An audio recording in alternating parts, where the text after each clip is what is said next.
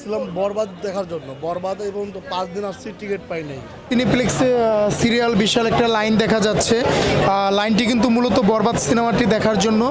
আর সবথেকে যেটা আসলে এক্সপেন্সিভ সেটা হচ্ছে যে বরবাদ মুভির কিন্তু টিকিট সিনেপ্লেক্সে এসে কিন্তু পাওয়া যাচ্ছে না। স্টার সিনেপ্লেক্সে এসে কিন্তু কোনো টিকিট পাওয়া যাচ্ছে না, বিশেষ করে বরবাদ মুভিটির। তো অনেককেই দেখছি যে 3 দিন 4 দিন আগে থেকে টিকিট কেটে তারপরে তারা এখানে এসে মুভি দেখছে। আমরা যদি একজন দর্শককে জিজ্ঞেস করি যে ভাই আপনি আপনি কোন মুভিটা দেখার জন্য আসলে এসেছেন? যে ধন্যবাদ, আমি আসছিলাম বরবাদ দেখার জন্য। বরবাদ এবং তো 5 দিন আসছি, টিকিট পাই নাই।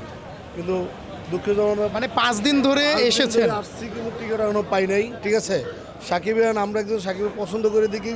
বাংলাদেশে আমার একটা ছবি হয়েছে, কিন্তু আর এই ছবির মতন মনে হয় আর কখনো ছবি হয় না। এখন কথা হচ্ছে না দেখি বরবাদের টিকিট ক্রাইসিস। আপনাকে অনলাইনে যদি সিনেপ্লেক্সে দেখতে হয় অনলাইনে ট্রাই করতে হবে। আপনি কি অনলাইনে ট্রাই করেছিলেন? না, আমি অনলাইনে ট্রাই করি না। আমি তো সরাসরি যদি নিতে পারি তাহলে অনলাইনে কেন কাটবো?